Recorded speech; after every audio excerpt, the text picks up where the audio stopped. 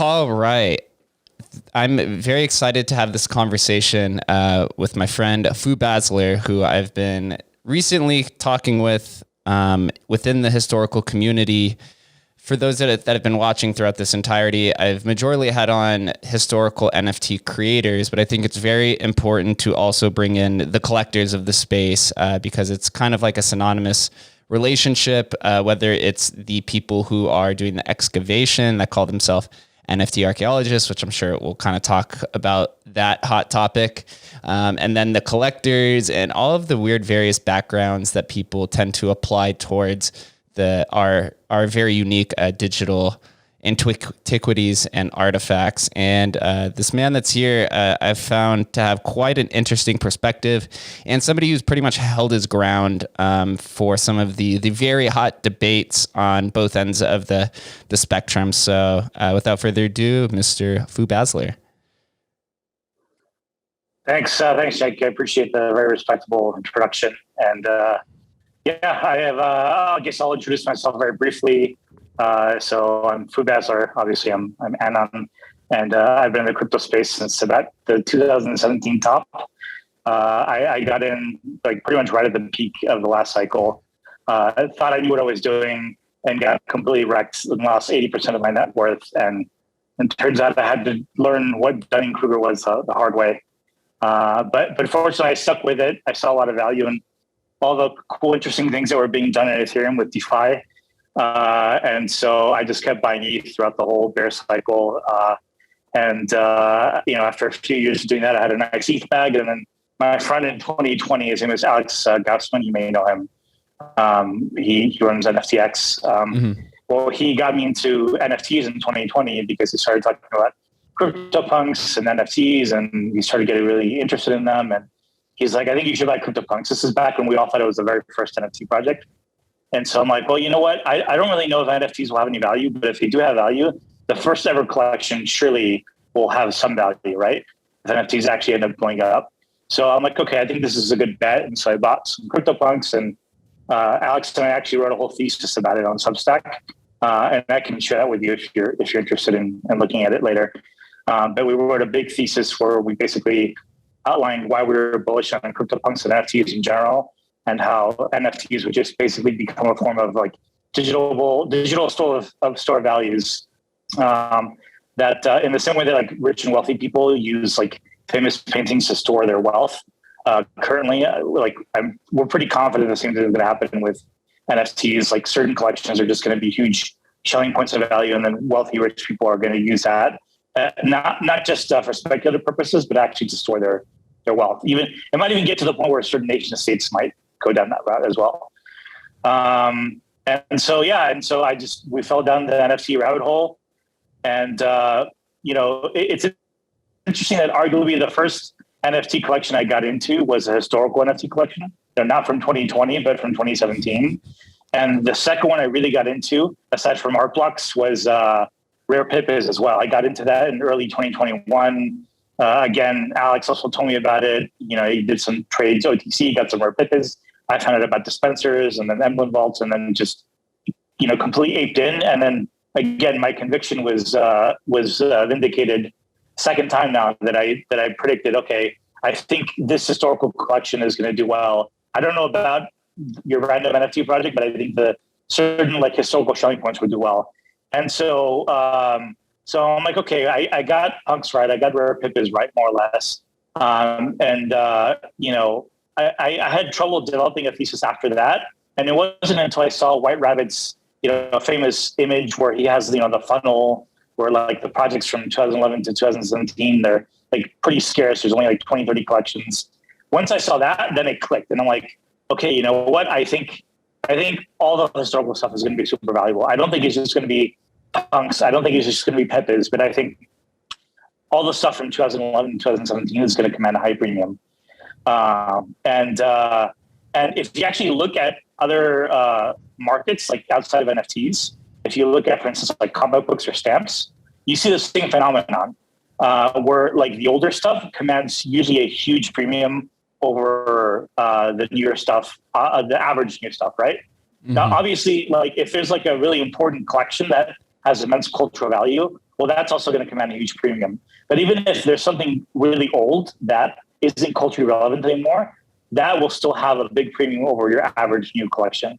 So like, for instance, obviously like Superman #1, that's both culturally relevant today and it's historical. So it commands a huge premium. But if you look at like Archie comics, for instance, right? Some of those are older than the Superman ones, and they're not at all really culturally significant. Like not a lot of people know about them or care about them, but they still command a pretty big premium. Not as much as the Superman #1, but they're still like pretty pricey as well. And some people also ask like, okay, well, there are things that are old that aren't very valuable. Like if you look at comics from like the 90s, at this point they're 30 years old, right? And you could consider them old. But the reason why not all old things are valuable also has to do with scarcity. And this again ties into this like funnel image that you just displayed on your screen, where there's lots of stuff that would be considered old at this point, but because there's so much of it, it's not really scarce, so it's not really valuable. So I think the stuff that's both old and scarce is going to be valuable, and the stuff that's both old and scarce and is culturally relevant still today is going to be ultra valuable. So that's kind of how I developed my thesis. Right. And I feel a lot of us share kind of a very similar mentality. First, I want to say that I didn't know the relation between you and Alex of NFTX was there. Do you still hold those original CryptoPunks that you had purchased? I haven't sold any of them. I'm not going to sell them at this ridiculous bottom prices. I think they're being undervalued right now significantly by the market. I don't think the market is giving them the premium they deserve. Like we have brand new PFP projects that are surpassing the market cap of punks or approaching half the market cap. And I think it's ridiculous that essentially the first PFP collection that was a template for all subsequent PFP collections is like being priced the way that it is. So yes, I still hold them. I'm not going to sell them yet. Right. I would say I haven't heard from the time that I've been following you. I haven't seen you mention one sliver of selling pretty much anything. And I'll go to your OpenSea portfolio here in a second. I do want to ask one more background question. I noticed that you kind of tend to respond to things in a very kind of binary approach. And I can tell through your linguistics and your conversation that you have some sort of education. Do you have a technical background of sorts or some sort of degree that you apply towards all of this thinking? Right. So, I mean, my undergraduate degree is in physics and computer science, and I also have a master's in computer science. And I work in big tech. I'm an engineer at one of the big tech companies. So, yeah, I've been in tech all my life, in my entire career. And it's definitely given me some edge, because it helps to have some understanding of smart contracts and being able to read them. And that does give you some alpha. But with that said, there's also plenty of people who don't have a tech background at all, got into crypto and have been killing it and dominating the space even better than some of the tech people. Interestingly, some of like the IT people, some of them are the worst people when it comes to identifying opportunities in crypto.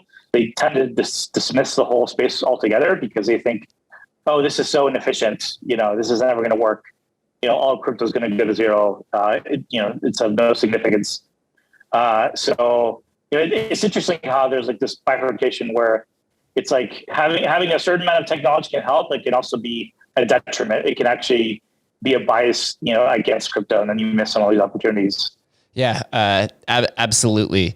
For myself, I don't really have a tech background, more of a startup entrepreneur kind of background, but I did own an antique store, so that helped me kind of understand the idea of a collector's mindset and scarcity and value applied to it. It really helped me understand that value is determined not only by the individual, but by the community that the individual kind of exists in. And I think this is this is an example of some of the frustrations within the historical community, because the current NFT market's really dominated by what we call flippers, right, in the modern space. And with the historical community, how it's kind of fragmented across multiple chains, and we're still piecing a lot of the story and the narratives together to then present to the funds who then, because they just want everything put on a platter so that they just know what to buy. It's caused frustration because we see people like monkey pictures going up to hundreds of thousands of dollars. Do you think that the historical NFT community will be vindicated? And do you think that it's going to take years before it sees its true market value? Yeah, I think we will be vindicated. I think it's just a question of time. As to the actual time frame, I always tell people, like, look, you have to be ready for potentially waiting this out for 5 to 10 years for this thesis to play out, right? Because, you know, that's just the way things work. Is like the old stuff isn't valuable until enough time has passed, and then people kind of look back and see the significance of the old stuff, and they look at, you know, how big the space has gotten and say, okay, this space is very culturally significant. Therefore, the pioneering stuff it should be valuable and should command attention, right? So we're still waiting for that to play out. You know, I'm pretty bullish on NFTs. I think they're going to continue blowing up. Right now, they have a tiny market cap of like $15 million or less. I think one day they could rival the market cap of fungible cryptos, which is, you know, got to $3 trillion at its peak. And again, keep in mind that crypto itself, I think, is going to continue growing as well. So I think maybe we're looking at a future where one day both fungible and non-fungible tokens will have a market cap of trillions of dollars. And that's going to make the historical collections a huge selling point of value. Now, with that said, even though I say 5 to 10 years, I am being more conservative. I don't think it's going to take as much time in the NFT space for these collections to appreciate as it does in the real world space, because the liquidity is way more facilitated in the NFT space. It's just way easier to get liquidity from all the world, from anyone in the world. Everything's permissionless. Like anyone at any point from any part of the world without asking permission from anyone can just, anyone who has any sort of ETH can start, you know, aping into these. And that's different from like physical collectibles, because physical collectibles, like, okay, well, you need to go into a store and maybe this guy has this one thing that you're interested in. And you would know this more than I do. I've never actually had an antique shop or anything like that. But and then you need to figure out, okay, is what I am interested in buying, is that actually, you know, what did I think it is, or is it a fake? Is it a counterfeit? You know, then you need to bring in an expert who can say, okay, yes, this is definitely the real thing, and here is maybe a certificate saying that's the real thing. And so all those things are barriers to liquidity, right? And with blockchain, you don't have that, because with blockchain, you can look at the chain, you can look at the smart contracts, you can determine the history, the timestamp, and the provenance, and then you can establish, yes, this is a legit NFT from this era, made by this creator, and that ease of being able to determine whether something is legitimate or not, that's going to cause people to buy into things a lot more easily and facilitate liquidity, which is going to price things up a lot more. So that's why I think both the NFT space is going to be more valuable than the physical collectible space, and why I think the price discovery is going to happen a lot more quickly. Right. Yeah. The crypto space, everything's hyper compounded. We have pretty much 3 market cycles in one day, since it is a 24-hour economy. Also, the founder of Coinbase, Brian Armstrong, has said publicly that he believes that their NFT marketplace and NFTs in general will be worth more than the total market cap of all cryptocurrencies. I mean, if you look at the world is literally 99% non-fungible items, and the collective value there, if you remove some of the derivative markets and stuff, is just like, to me, it seems like a no-brainer, as most of us do. So I have pulled up here your OpenSea account, and we're going through and we're seeing a handful of various historical projects. You do have a bunch of generative art, which we'll talk about in a second. Here you have like Pride Punks and CryptoBots and Ether Tulips and Crypto Arte. And then some more like less known ones like ETHMap and CryptoTitties and Crypto Crystals. Yep. What are you looking for when it comes to evaluating historical NFTs, and is there anything that sticks out to you, or that's a primary motivator, like let's say age or cultural significance and so on? Yeah. So obviously the 2 biggest factors, and I'm sure you already heard this from others, is like age and scarcity, right? You know, I look at how old something is. I think the older the better, and the more scarcer the collection is, the better as well.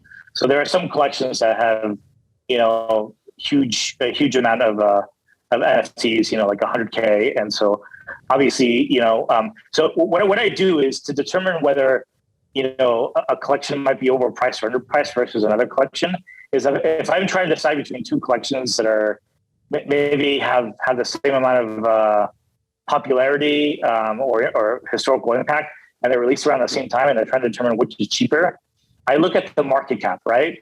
So, or the floor cap. So I just basically multiply the floor price, like how cheap can I get something, times the supply, and then I use that calculation to determine, okay, is this based on this market cap of this collection? Is this a cheap collection or is it expensive? Because there are some collections that maybe seem cheap because they have very cheap floors, but they also have a huge amount of supply. So if you multiply the floor times the supply, you get actually a market cap where it actually doesn't make sense. It's not that undervalued as you might think, right? And so I apply that calculation to a lot of stuff.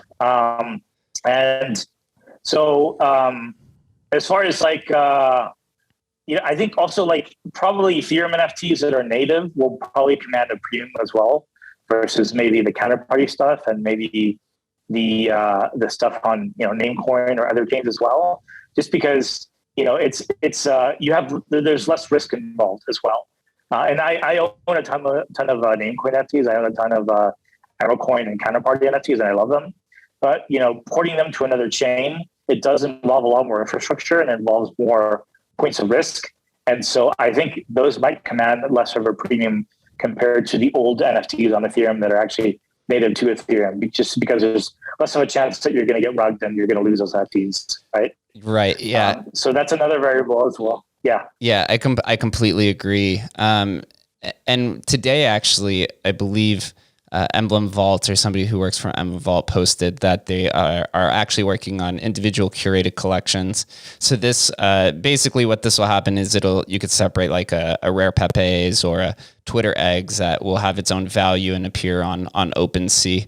And this will probably be very bullish for the Doge Party, Counterparty, and Namecoin assets, because of course most flippers they're looking at analytics, and they're looking at the top 100 chart, and they're just looking for volume to kind of chase after, and then of course the network effect goes on from there. So that's going to be pretty big for our little JPEGs. But I when I first got into Namecoin, I talked about this idea of like cultural hotspots within each chain. And I kind of decided that it was like Twitter eggs on Namecoin, rare Pepe's on Bitcoin, and then punks on ETH. And then when you kind of disperse in either direction chronologically, it becomes more of a risk on, and it becomes a longer of a hold, because to me, it seems like the community has to curate around these assets before the value comes, because there's no minting. Of course, the excavation and some of the things that I've done with like Pixel Map, where there is a mint because it's rediscovered, has kind of sped up that process. But the communities are really what it seems to keep growing some of these assets. So do you kind of agree with this? Do you think that punks and, let's say, rare Pepe's are kind of like the premier collections on each chain? And do you think that it's about the community? Is it about exposure outside of like age and scarcity? What needs to happen for, I guess not punks, because punks kind of like transcended, but let's say like Mooncats and Curio, who are kind of the next in line. What needs to happen for these to kind of reach the mainstream? So I think you're right about community. The thing about historical NFTs, though, is that most historical NFTs, and this includes even rare Pepe's and punks, most of them were like, they had either very tiny communities or no communities at all. Like, sure, there was a punks community that was around since the 2017 days, and sure, the Pepe community, has also been around since the 2015, 2016 days. But I was around when the rare, before rare Pepe's blew up. And that community was like, it was existing, but it was like borderline dead, like very little interest, very little activity, not a lot of people talking about it. And so I think what will happen is that, yes, each historical community will need to bootstrap itself and learn how to market itself and learn how to attract more community members. But I think that's going to happen for every historical NFT collection to different degrees. And they're all going to have different catalysts. They're all going to happen at different times. You're seeing that play out right now. We saw that first with punks. Then we saw Pippas. Then we saw things like crypto skulls. Then we saw the realms of ether. And realms of ether, if I were to look at it on a historical map, it doesn't particularly stand out other than the fact that it was released in the tail end of 2017. But for some reason, that project managed to bootstrap a very enthusiastic community. So I think the fact that these are historical, that they're old and scarce, that's going to be a strong selling point that's going to attract people organically. And then once enough people get attracted organically to a collection, then each community is going to start kind of catalyzing the process of expanding the community, of doing promotions. They're all going to evangelize it. And that's what I like about historical NFTs is they really kind of promote themselves in a way, because with a new drop, with a new collection, you need to be well connected or spend a lot of money on marketing, or have a lot of really solid people on board who know how to promote a collection. It's really hard to stand out as a new drop, as a new collection, unless you have a lot of capital, or you're very well connected, or you just can execute very well, or you do something very unique. But the old stuff, I don't think it's going to take much for those for those to become selling points of attention, and for those communities to bootstrap, because they're already in a very great position to bootstrap a community. And I think it's just inevitably going to happen to all of them. In the same way that it happened to Pippas, and then to punks, and then to others. It's just going to happen one by one. We're going to see a domino effect. Right. Yeah. And we're starting to see, like you said, starting to see that happen. The memeology of realms of ether, and I think puny codes have really been doing a good job at attracting non-historical collectors into the space and dragging them in. But also on the counter side, up recently, we've had this sort of protectionism that's been displayed by myself and yourself and some others, of other collectors or other collections attempting to dilute it. And then we can stay on this topic a little bit about the semantics of the historical NFT community. What determines historical significance, cultural significance? Is everything historical, right? Is it just age that determines it, as we see here with White Rabbit's funnel that talks about the explosion pretty much after 2017. So up until 2017, there's about 40 or so collections, and then it becomes quite expansive. And this has caused a lot of animosity and grifters and all of these different things. So we could start with, I guess, we'll start here with, and this is where I started following you, with Mooncats, with the community of maybe it's false marketing, maybe it's misunderstanding, right? What's generative art, what's on chain, and everyone has kind of a different interpretation of what it actually means. What is your opinion surrounding the semantic debate of not just on chain and generation, but all of these different technological innovations and I guess mechanics of some of these blockchains that determine the significance? Yeah, it's a very murky question, right? It's so I would say definitely cultural impact is one marker that you can use to determine whether something is culturally significant, not just historical or vintage, but actually culturally significant. So if you look at punks, for instance, right? So punks, they weren't the first PFP project, but they were pretty much a template for all the PFP projects that came after that, and for the entire PFP fad. And so that's why punks are not only old because they're from 2017, but also culturally significant because they pioneered the entire trend. And I would say maybe the same thing is true also with Pippas, because the Pippa fad was already sort of popular on the internet, and to an extent also encapsulates internet culture as well. And this is the first on-chain Pepe project. By on-chain, I mean just something that was minted on a blockchain that had to do with the Pepe meme, right? Because the Pepe meme has existed before Rare Pepes, but to my knowledge, this is the first time anyone actually tried to mint anything on a chain that had to do with Pepes. And so because it kind of represents this very popular internet meme, that it's also popular in crypto Twitter. That's why I think rare Pip are culturally significant as well. So I would say like anything that was early in a trend or kickstarted a trend is culturally significant and will command a premium on top of just being vintage. And so like looking at generative art, for instance, right? Autoglyphs. Okay, so autoglyphs, like they're a huge selling point of value in attention because they're the first ever on-chain generative art project. And so, if on-chain generative art was a fad that never had any significance or never took off at all, then autoglyphs wouldn't be valuable. It wouldn't be like worth discussing them at all. But because they did kick off this fad, and because we got art blocks after that, and then art blocks led to Fidenzas and Ringers, and then we got also on-chain, a bunch of other on-chain generative art projects as well. Like it did become a fad, and that's just a short-term fad, but I think it's going to be a durable long-term fad as well.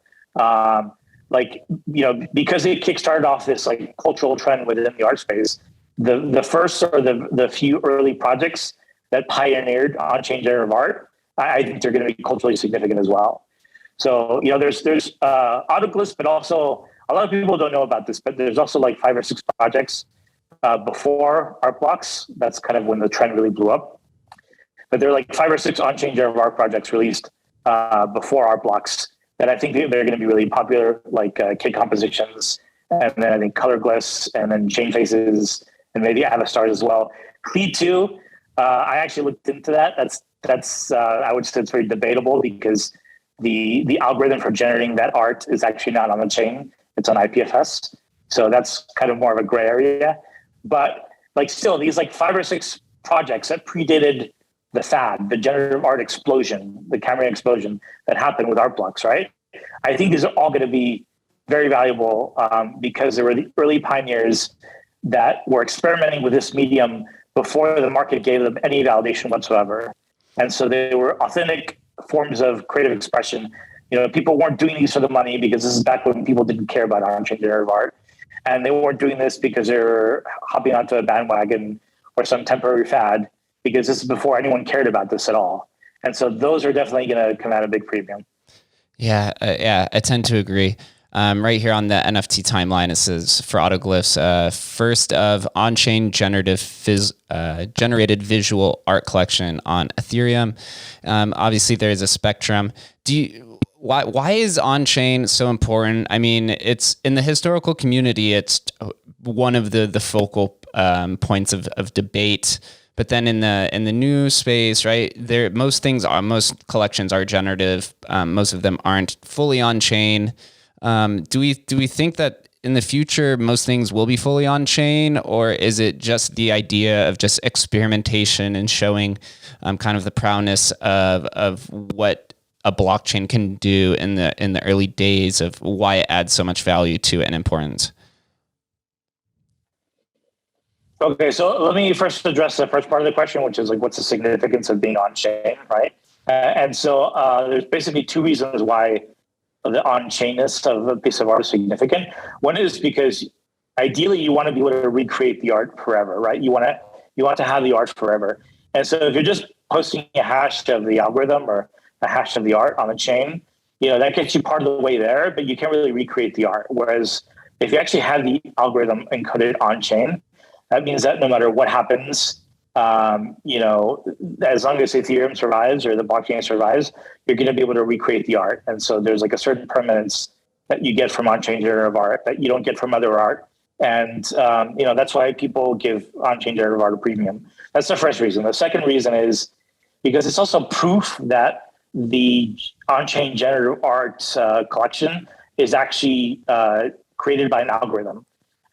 Because it's much easier to create something that's like, to create a collection that's like pretty or interesting directly than it is to create an algorithm that makes interesting art. So like the algorithm itself is the art. And so if you can create an algorithm that can produce consistently interesting and beautiful work, that in itself is a lot more interesting and creative and requires more effort and technical expertise than just creating something beautiful directly.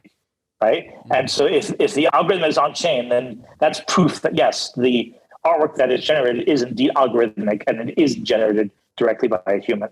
So those are the two reasons why I think the on-chain stuff will have a big premium.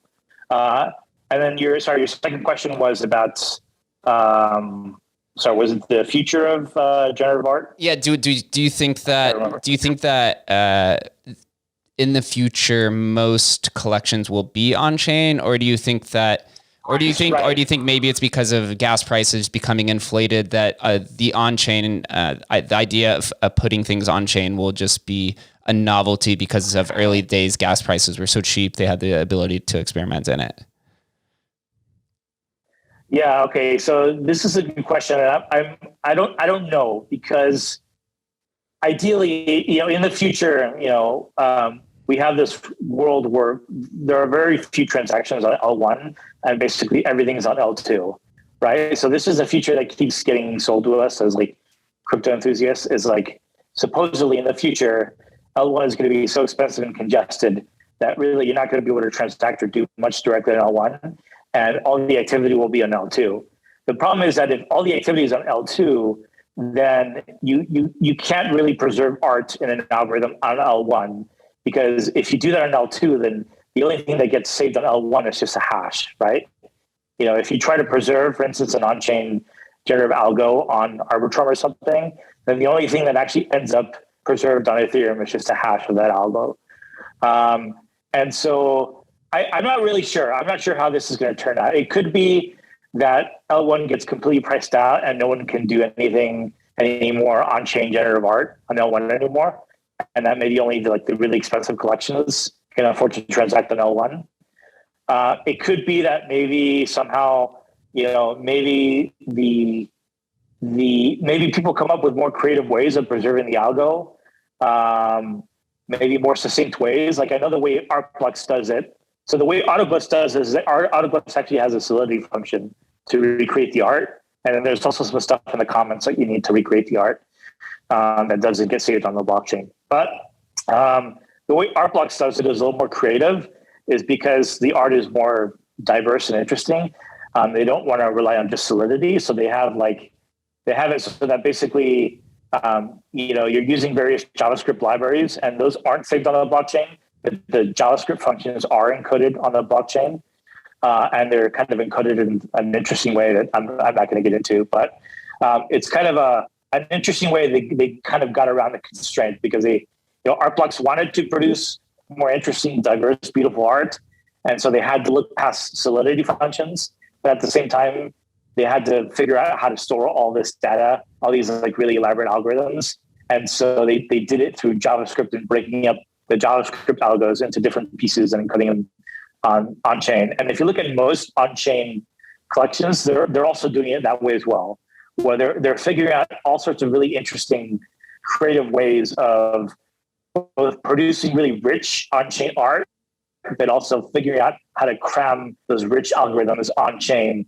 And so we're already past the stage where you can just upload a solidity function and then that'll generate the art. Now people are doing all sorts of interesting things to try to preserve that on-chainness and to make the algorithm interesting. And so I don't know where we're going to end up. We're probably going to end up with all sorts of solutions, with all sorts of degrees of on-chainness. So yeah, it'll be interesting to see how things unfold. Right. So it comes down to a degree and a spectrum.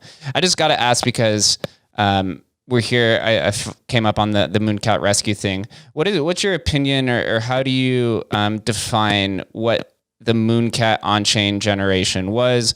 Is it actually significant with the combination of the proof of or the mining component to it?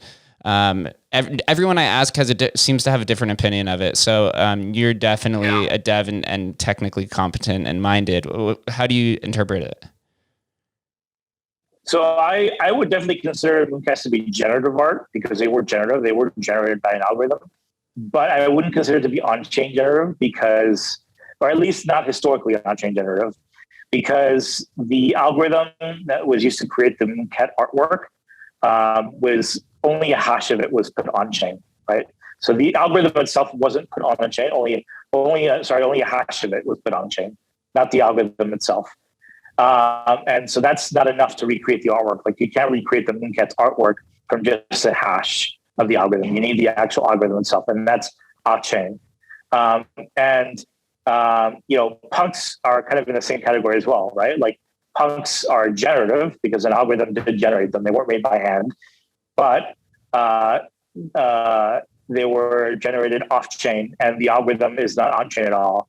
I would say that if we're looking at a spectrum of on-chainness, Mooncats do have more. They're more on-chain than punks for sure. So they're better in that sense. And I will also add the caveat that eventually both punks and Mooncats did become on-chain, fully on-chain, but that was added later, right? Mm-hmm. The algorithm, I think, for Mooncats was eventually added at a later date, but it's like you can see the data at which the algorithm was added, Mm-hmm. and so you can determine, okay, well, this didn't happen in 2017, right? This happened later. It's good that they did it. It's good that they did make it fully on-chain. I think it's a value add for sure, but it doesn't mean that it's historically on-chain generative art. I think the first project to really do that was autoglyphs. Correct. I think it's a subtle but important distinction. Is like autoglyphs actually put the entire algorithm where you can recreate the art on chain. Although there's even some debate about that as well, because part of the algorithm for recreating the art is in comments. Comments don't get saved on the blockchain, so theoretically, not all of it is on chain. But I think enough of the algorithm, the procedure is on chain to be able to say, okay, this is definitely on chain generative art. This is the start of a new trend, of a new movement, versus the older stuff like Moocats and punks. Correct. Okay. Yeah. That makes a lot more sense. So of the spectrum, if it was 1 through 5, and these are arbitrary numbers, punks would be like 1 or 0, and then Moocats would be like 1 or 2, and then punks would be like or autoglyphs would be like 4.5 or something like that, or 4.9 or something. Yeah.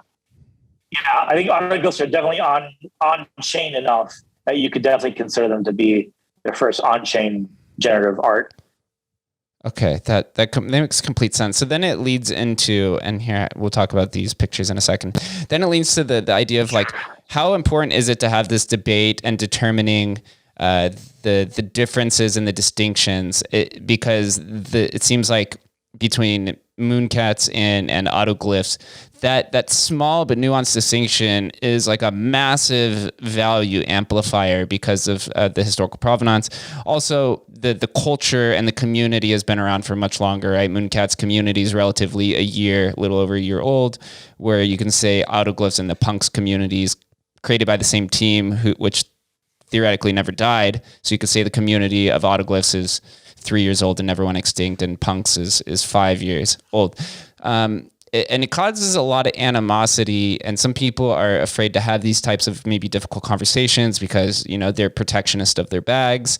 Do you think we'll ever be able to come to like a communal agreement on some of these specific technical or cultural nuances? To an extent, yes. I think there's always going to be debate because people are going to be incentivized according to their bags, unfortunately. So you're always going to get people from one camp pushing one narrative and people from another camp pushing another narrative.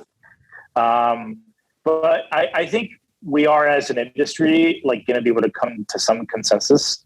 And these like debates are perfectly natural, and you see them in the traditional art world as well, because like in art and in just in general, like often there are never really like any hard firsts, right?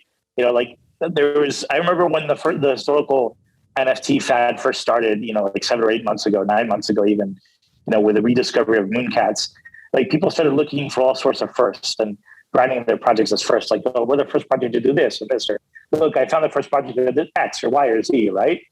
And you have to be careful with that because often people will make that claim and then find something earlier that could maybe theoretically be counted as a first, right? Like punks went from being, the first NFT project supposedly to not even being the first CryptoPunks, arguably, right? Because then we found out. And I own punks, right? I own punks. I don't own V1 token, so I'm kind of saying that, in jest, but. It's hard to say that a project is a hard first in the category because usually we find something that's kind of fits in that category that ends up being a gray area, and then people get upset about it. Like punks. Okay, we were okay with the fact that it wasn't the first NFT project, and we were okay with the fact that it wasn't the first CryptoPunks, technically, right?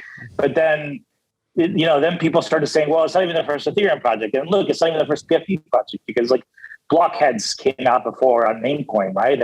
And so now CryptoPunks aren't even the first Pixar project, right? So like all these firsts that supposedly punks had have kind of withered away, and now you have all these kind of gray area types of projects like blockheads that like could arguably be predecessors of that. So I think people are just going to have to get comfortable with the fact that there aren't any clear firsts sometimes, and there are sometimes gray areas, and sometimes you can definitively say, okay, we can say that this kick-started a trend, but maybe wasn't the first project to do everything in this category, right? People just have to accept that. Right. Yeah. And so then once CryptoPunks V1 was uncovered, and that kind of has like its own distribution issue. It's the community that held the pillar together, and the newer trend of social signaling and social status within V2 that has kept it around, and I think is going to forever going to be the CryptoPunks that everyone's going to want, because in the future, people are going to have token drops to the V2 holders, and you're going to want to associate with that specific community. I've started to see this recently with certain whitelists given out to certain founders, token holders, because they want to associate with that community specifically. So that's kind of like the historical significance or value is kind of the foundation. But then as you go up the pyramid, it becomes about social status, community, and some of these other amplifiers. Yeah, the way I see it is, the shelling point for the entire duration of CryptoPunks, the shelling point has mostly been with CryptoPunks and not with V1. V1 is more kind of a recent rediscovery. Like technically, yes, V1 was released first, but there's obviously a bug in the contracts, and then it was launched during a time when no one really cared about CryptoPunks, no one really cared about NFTs. So there wasn't really a community that formed around V1 in the very beginning. The community pretty much stuck with CryptoPunks as we know them, and the community has continued from that point on. And it was only recently, a year ago, with the rediscovery of V1, that the community got bootstrapped again. So I think, again, I own CryptoPunks. I do not own V1 tokens. I like V1 tokens. I think they're historically interesting and significant. I think they're going to hold value. I think they'll probably accrue value from here. But I don't think they're ever going to replace the value of CryptoPunks, because CryptoPunks have always had the majority of the community consensus and have always been the main selling point.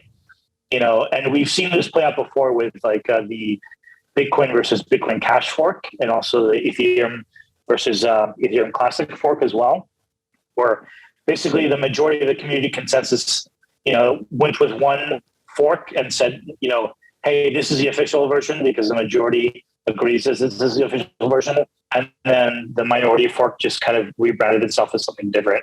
And you've seen that. That's why CryptoPunks are CryptoPunks, and CryptoPunks version 1 have a V1 attached to them to distinguish them from CryptoPunks, right? Yeah, I completely agree. So then let's have a little fun with this. Ethereum, right? There's 4 versions of it. They just brought it all together. There's now four different islands of it. It's not showing up on here. Do we think that the Ethereum 1.2 version is always going to hold value? And the reason why I ask this is because there's a lot of animosity against the founder of Ethereum because of his personality. So I think this kind of like leaves a little bit more room for interpretation and value. And now these other plots are much cheaper than the 1.2, which has historically had a little bit more value. So it has a little bit of a head start, but there's other reasons for other people to go pursue other plots. Have you dabbled in Ethereum, and do you have an opinion on this kind of like new interesting aspect to it? Yeah, I haven't dabbled in Ethereum too much. And part of the reason why is because it's so confusing. I can't keep track of the number of versions. There's like 0.8 or 0.9, and then 1.0, and 1.1, and 1.2. And then supposedly the 1.2 owners got an airdrop of like an older version, correct? And so that, and yes, I've also, what's kind of turned me off as well is like, the person who's running the Ethereum account can be very brash and has been accused of being kind of a toxic person as well. And wasn't there some project called Block Plots or something that was like Ethereum 1.0 that had to rebrand because there's some argument between, so all this stuff creates an immense amount of confusion for people who are outside of this Ethereum bubble. And like, it's I think it's going to make it really difficult to establish a consensus as to which version is the official version and which should attract the most value, right? Because of all this like infighting and propaganda from one camp and another, it is kind of like V1 versus CryptoPunks, but it's even worse because there's even more versions as well. And what's interesting is I see this with CryptoCats too. So, CryptoCats is a project that was released in 2017, and there's 3 different versions of that contract. And there's the official version that the devs respect and honor and talk about. And then there's the unofficial versions that were released before the official version that the devs just want nothing to do with and kind of disown. But a community still formed around them. And there's like a lot of hostility between the old unofficial versions and the official versions. So it's interesting to see the same dynamic play out across multiple projects. And I think the more fragmented and messier the history is, the harder it is to establish a consensus and a Schelling point. In the case of punks, it's a little cleaner because the unofficial version had maybe a 2-week window to form a community, and then basically the community has stuck with the old versions from the very beginning. But this new stuff is more difficult to establish a Schelling point because these projects didn't really have a community from the very beginning, from 2015 or 2017 onwards. They were all rediscovered later by kind of speculators who are making bets as to which version is going to have the most value. Right. I did hear that there is some debate now with CryptoCats where the founder, and it was similar with Ethereum, and also this was with EtherRocks as well, that there's multiple versions. Back then there was too much customization because they're all ERC20, so there was no standard really for non-fungible tokens. One person ended up, or the original founder ended up saying that only one's the real version, all the other ones are pretty much pretenders. So I think CryptoCats has like 3 or 4 different versions, which I hear debate they might pull something similar to Ethereum, kind of unifying the community, expanding the collection, which is kind of what's happened in the modern world. And it's kind of like some social status where these 10,000 or 20,000 piece collections can then therefore airdrop another 10, 20,000 and not be too dilutive. I think you can only do that with an established brand, though. We've kind of seen it backfire on some other collections as well. So it's just an interesting dynamic where we're seeing the modern principles kind of start trickling into the historical community. I definitely like the approach where instead of kind of trying to dunk on the older unofficial collections and saying, no, they're not legitimate, ignore them, pretend they don't exist, nobody buy them. Instead of doing that, just add value to the official collections. It's all you need to do. And that is a lot less of a toxic approach. And I think it's a lot more sustainable. I wish Larva Labs had done that from the very beginning with CryptoPunks. Instead of doing this weird thing where they kind of half acknowledge that V1s existed by selling them and dumping them, but also kind of dunking them at the same time. Instead of doing that, they could have just added value to the official CryptoPunks and then just either not acknowledge the V1 tokens or just said, hey, this is not the official version. You guys can do whatever you want, but we're not going to talk about it.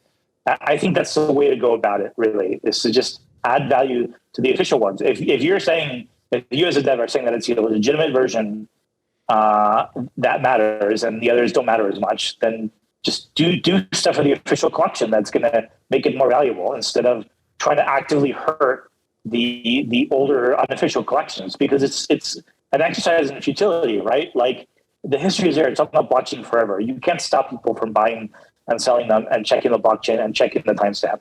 So if you can't stop people from doing that, then there's no point in trying to bury an old unofficial collection. Yeah, I agree. So as I pulled up the White Rabbit chart, this is V1.5. I want to talk a little bit about this ever expanding area of 2019 to 2022. we've seen this early PFP movement try to make their way into the collection. Whether the opinion of whether you agree with it or not, it does bring up an important question of, can things be considered historical as an NFT project in this like ever expanding, I guess, expanse or into the ether of these like I guess in 2019 and on, where you have literally hundreds, thousands, and now tens of thousands of projects existing per year. How do we go about determining what might be significant and who are the pretenders? And I guess some of the recent, I guess we could almost call it like a red alert within the community of coming out and trying to set boundaries between vintage and historical. And now we're kind of uncovering that maybe historical NFTs was kind of a terrible name to even begin with. I know it's a little bit of a loaded question, but what are also your thoughts around moving into the ever expanding NFT space and determining significance? Right. So I think there would definitely be many more historical collections to come, right? But the historical collections aren't going to be vintage collections the way that we know them now. Like if we consider the vintage era to be from 2011 to 2017, like I think there are definitely going to be new historical collections. Like you could arguably say Bored Apes has already gotten to that point because it's so culturally significant. But I think we're gonna see them in like new subsectors, right? So take for example, going back to generative art, on-chain generative art that started in 2019 with autoglyphs, and so autoglyphs is a historical collection, but it's not vintage. It was created in an era in which there were already many collections, and if we consider NFTs to start from 2011. Well, autoglyphs might be like the 1000th NFT collection, right? So it's definitely not from that era, from the vintage scarce era, but it was still the first in a culturally significant trend or movement, right? So because it was early in that trend, it's historical. And I think we're also going to see that with, other subsectors in the NFT space, like PFP collections.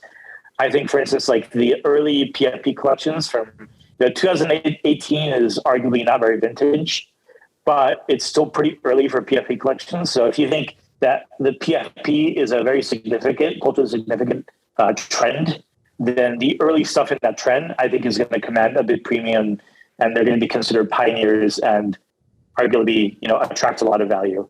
And we're going to see more subsectors too in the future as well. Like you might like derivatives, for instance, like CryptoPunks spawned many derivatives.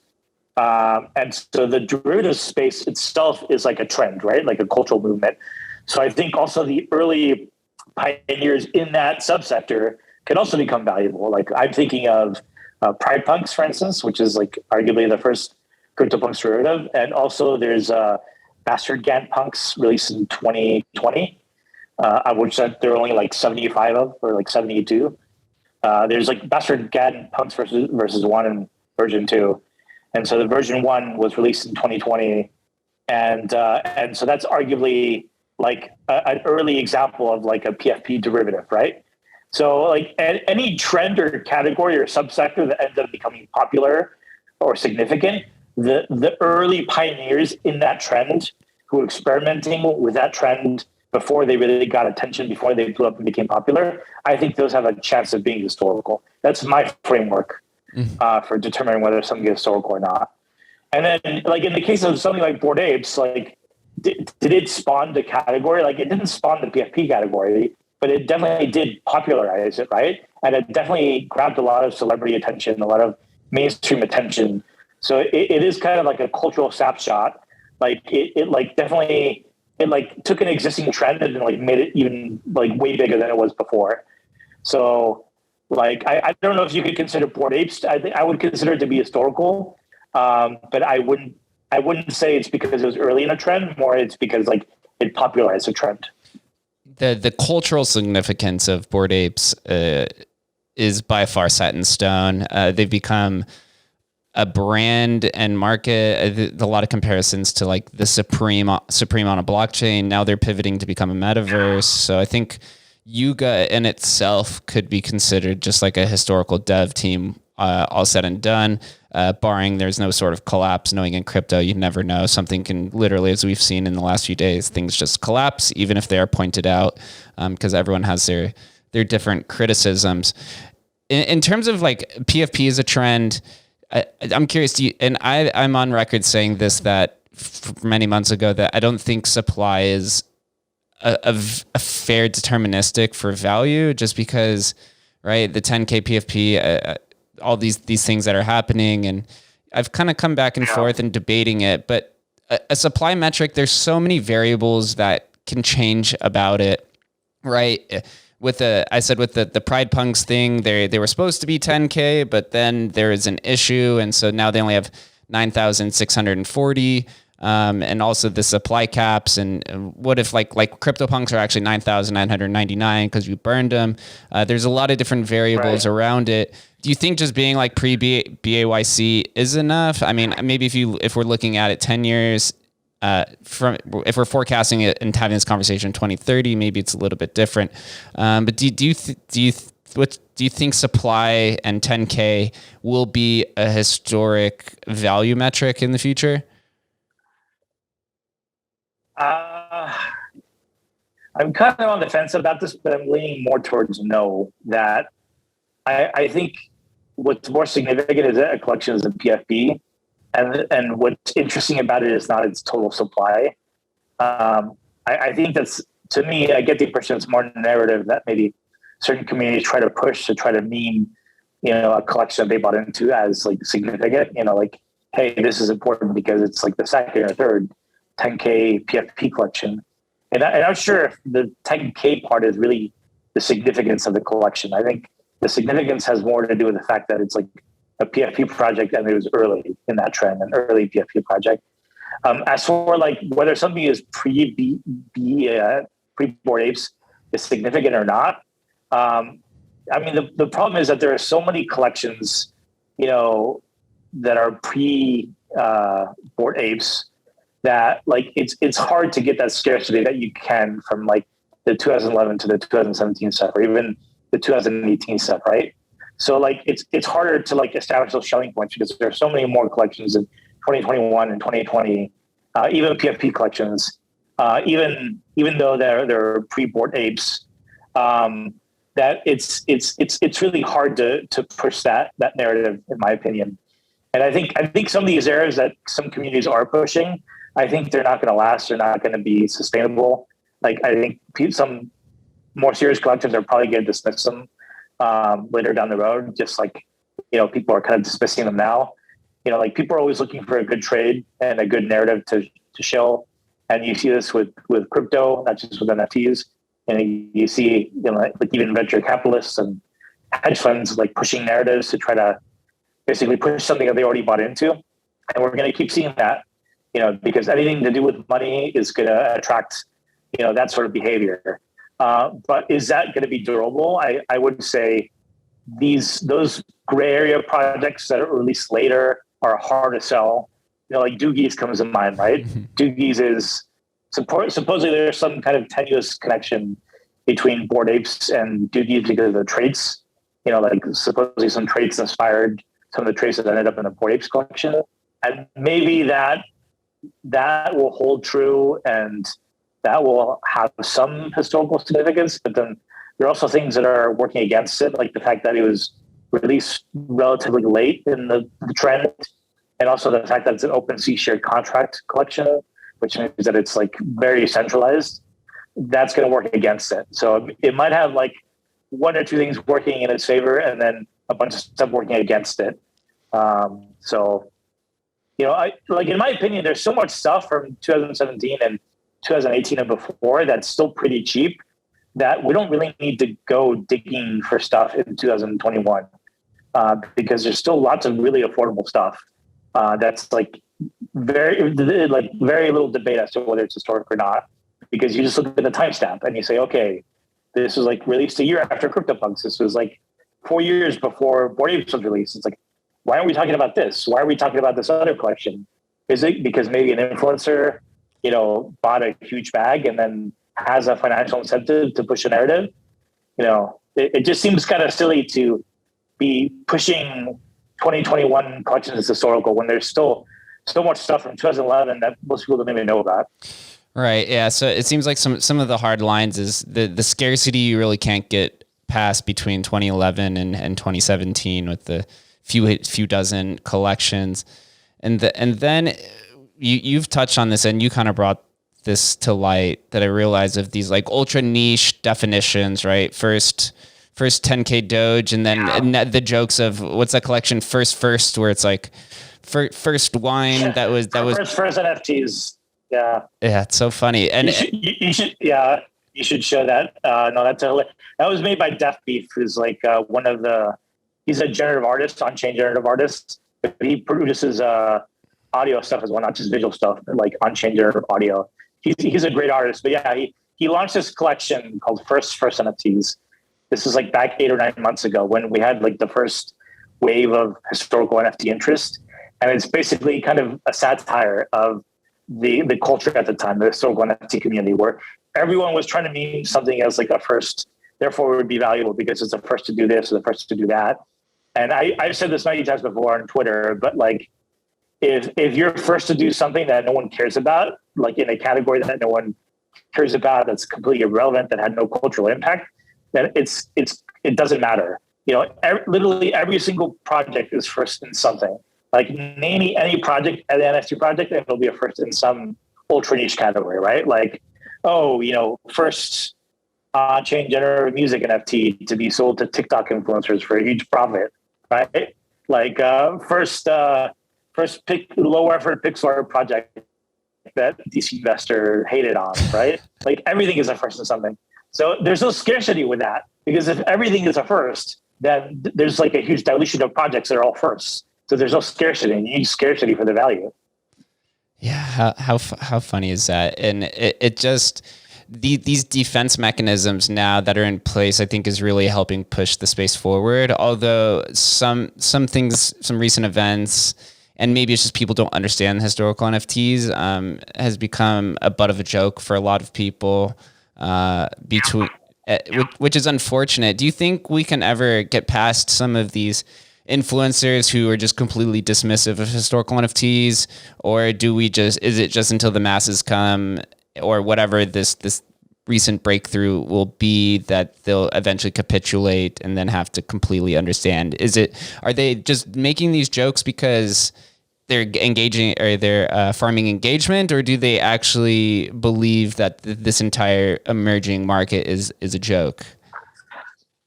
I think they're making these sorts of jokes because they're skeptical of, this category, this historical NFT category. They still don't agree with the thesis. Most people think that, basically, just because something is old doesn't mean it's valuable. And it's true. Just because something is old doesn't mean it's valuable. And there are other factors. But, you can take those factors into account, and you can make your bets accordingly, within the NFT space. Like, again, I made the comic books comparison, right? Like a comic book from the 1980s is old at this point. It's like 40 years old, 50 years old, right? And so it's old, but it's not really valuable because there are many, many comic books from the 1980s. So there's no scarcity. Whereas comic books from the 1950s, 30 years before that, they're old, but they're also valuable because they're very ultra scarce. And they were also early in the trend, in the comic book trend, right? So they were like the early pioneers, and that's why they have a big premium. And so, so people just kind of think very simplistically and think, okay, not everything old is valuable. And so they dismiss the space that way. And then at the same time, you have kind of these like grifters and some of the influencers who will push these like really opportunistic narratives. And that contaminates the space even more and makes it seem like it's just one big cash grab. And so that doesn't do the space any favors. But no, I think it's pretty much inevitable that the skepticism is going to decrease and people are going to recognize the value of historical collections. And it's going to happen slowly at first and then very, very suddenly once the whole market gets it. We've already seen this play out to some extent, right? We saw it play out with CryptoPunks. That was like the one big NFT collection that blew up, and that was a historical collection. Like the first, really, like after CryptoKitties maybe, the first big collection that blew up again was a historical collection. and then we saw it with Rare Pepes, and then we saw it with other historical collections, and we're going to continue seeing that. Especially as the space grows, as NFTs blow up, as there's more age and time between the present and what was made years back. Like people are going to start appreciating the old stuff. You're going to see all these different catalysts. Different collections are going to get priced up individually according to different events and different catalysts and different communities. And then eventually it's just going to click completely. Like the whole market's just going to get it. And then very suddenly, I think you're going to see like very rapid appreciation. Like that's how trends happen, right? That's what happened with NFTs in general. Like no one cared about NFTs at all until 2021, and then it very quickly blew up. And then same with generative art. No one cared about generative art, on-chain generative art, from 2019 until late 2020, and then after Artplex blew up, bam! All of a sudden, it got everyone's attention, everyone's interest. So that's how these things unfold, gradually, then suddenly. Right, and a lot of these trends existed even before the blockchain. Beeple is a prime example. He was creating digital art for 15 years or 14 years, and then he started putting on the blockchain, and then it just became like, oh shit, this guy has been creating digital art, and that massive $69 million sale wasn't more so just like the art piece itself. It was just like a composite of all of his work that's putting in the form of a token, and that's why it's sold. And so we'll see the same thing where you see just the real world ideas again to trickle. This is the same thing with Bitcoin, same thing with Ethereum, and some of the metaverse, right? How many different wild speculative applications have been applied or views have been applied to the metaverse, with between Mark Zuckerberg's full VR metaverse to just World Wide Web's 2D metaverse to literally everyone calling Twitter a metaverse, right? It always starts with the speculation and the dismissal, and then when things get formed, they begin to really take off. And I think DeFi is kind of like a pretty recent example of that. Oh, for sure. All of crypto is. The interesting thing about the non-fungible tokens, though, is because they're collectibles, the historic stuff is going to be valuable, whereas that's not necessarily the case with the fungible tokens, right? The fungible tokens, like the big bet is basically on utility. You're buying something because of utility, so it doesn't matter if something is 10 years old or not. If it's not serving some purpose, then it's basically worthless. Like, for instance, XRP, it's been around since 2012. So arguably, is that a historical collection? I mean, you could make the case that it is, right? The problem is that XRP already has a market cap of like $30 billion, and it's basically being priced that high because of utility. So it's not a good historical investment because most people are buying it in hopes of utility that is probably not going to play out, and also because it's already priced incredibly high, $30 billion, versus these historical non-fungibles that are like have market caps of like sub $1 million in some cases, right? So it's just interesting to see how the fungible stuff competes on tech and utility, and the non-fungible stuff competes more on history and cultural impact. And like old fungibles are kind of worthless, but old non-fungibles they are worth a lot. Mm-hmm, yeah, and then just some of the applications that come on top of it. In terms of fungible, I think you put that question out recently, like would Namecoin, the tokens itself, be valuable? I think because there's still an admittance, maybe it's a little difficult. I do know there's an OTC market for the original DAO token, but I think that's also because it's almost become non-fungible itself because there is no emissions, it was halted, and there's no actual exchange. It's all being transacted manually. There's no AMM for it. I actually own some of the DAO tokens, and I bought them specifically because I just wanted a memento of that event, right? Because it's a very culturally significant event in the history of Ethereum, and I wanted a piece of it. Now, I bought it knowing what market cap I was buying at, so I wasn't buying it as an investment. I wasn't buying it hoping to flip it one day for a lot of money. I just bought a few tokens just to have like a cute little memento, right, of that occasion. So like, yeah, you have to, when I was looking at Namecoin, for instance, I was asking, okay, could the whole Namecoin chain itself be considered historical? I did the math. I'm like, okay, what's the market cap of Namecoin? It's like $40 million. And I'm like, okay, that's a pretty decent market cap for a historical collection, because there are some historical collections that are already at that market cap, right? that are still relatively underground and I think have a lot of room to grow. So that's why I was asking, like, does it make sense to buy Namecoin as a memento? But, like I would say right now, it doesn't make sense just because there are historical collections that are still way cheaper than that. So I would say like buy those first. And then maybe at some point in the future, if the Namecoin market cap is still really cheap, hey, maybe it'll make sense to buy that as a historical collectible. But I don't think it has the same appeal though as a non-fungible. I think non-fungible is like the fact that everyone is unique. It gives them a lot more personality and makes them a lot more special and they're just funner to collect. That's probably why the ERC 1155s have struggled a little bit behind the ERC 721s because of all the individuality that's possessed within each token. Although I do have a pretty strong belief that I think rare Pepes are kind of like the final boss. They're a large collection. Whether this like omni-chain world happens where you could have tokenized Pepe on every individual chain that all goes back to X chain. Who knows if that's even possible? But when there is billions, hundreds of millions, or billions of people participating, Rare Pepe will also seem like a small collection comparative to millions of NFTs that are dropped every day for marketing and advertising purposes. Yeah, especially the scarce Pepes and especially the older Pepes as well, because there's scarcity and oldness as well within the collection. And I have a few of the first card, the Nakamoto card.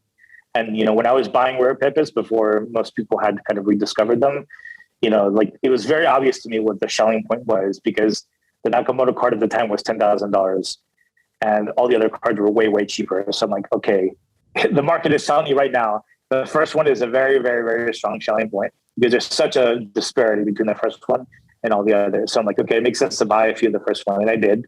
And there are other selling points as well. Like there are some rare Pepe cards that have like ultra low scarcity, like less than 10. Those are probably more unique. I think also the very last Pepe as well will be a selling point. And so I bought several of those as well. So even within a collection, there are like, you can identify if you get good at if you become a proficient within the market itself of a collection, then you can start identifying like little mini selling points within the collection. Proficiency in an efficient market will bring you so many riches. Oh my Jesus, just thinking about it. Before we get out of here, what 3 historical collections are you most bullish on? And this could be a price appreciation or a cultural significance. This could be from any perspective. I would probably say CryptoPunks, Rare Pepes, and Autoglyphs.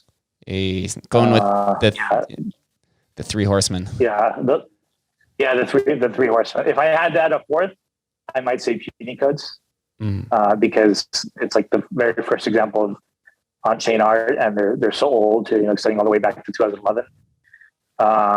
So yeah. So if I had a 4th, I would say Puny Codes. But those are the top 3. Those Puny Codes are very slept on. Also, ultra scarce, 3,300, and then when you go to 2011, only 85. And also the provenance of there was some post of people really attempting it. And I've been messaging somebody actually that has the Ether Puny Code that was created on the same day that the ERC 20 standard went live. Quite an interesting combination that people can find these things. To me, that's also significance of finding the value. I mean, you might be sitting on some sort of treasure without even knowing what exactly happened. So from that day, I started like looking up dates that are tied to some of these individual things just to understand if there's something else that's hidden within something that you own. It's quite interesting. There's so much alpha. So I was there during the Puny Codes rediscovery, and I managed to claim quite a few. And then after that, I'm like, wait a minute, if these exist, maybe there's other interesting stuff on Namecoin that also exists, right? So I started digging around, and I found out there's a whole collection of like ASCII art as well on Namecoin. Not puny ASCII art, just like actual ASCII art. Like smiley faces and sad faces and crying emoji faces, all ASCII. So I started claiming those, and then I'm like, I wonder if people have used other encodings other than puny encodings. And so I found out people also use binary encodings as well to like encode art or messages. So I claimed some of those, and then There's another chain I heard about that was kind of like a clone of Namecoin called Evercoin. And so there's a whole bunch of punies on those as well. So it's like, if you put in the work, if you put in the time, and if you kind of expand your mind a bit and think, okay, if this is true, like did anyone else do something that was similar? Like that was like kind of in the proximity of what this other project did. And then sometimes you'll find that people did do that. And you can claim those for cheap or for free. And I think those could also end up being very lucrative bets in the future. 1,000,000%. Well, Foobazzer, I appreciate you for coming on, having this conversation. This exceeded my expectations that we got to talk about the philosophy, ideology. We could probably do another few hours of this. So we'll definitely have to bring you on. But yeah, I appreciate you for sharing your time with us. Well, thank you. Thank you for having me. And thank you for hosting my first podcast ever. It's a huge honor for me. And so hopefully you guys will get to hear more of me. Yeah, absolutely. We'll have to do some Twitter Spaces and wreck some noobs along the way.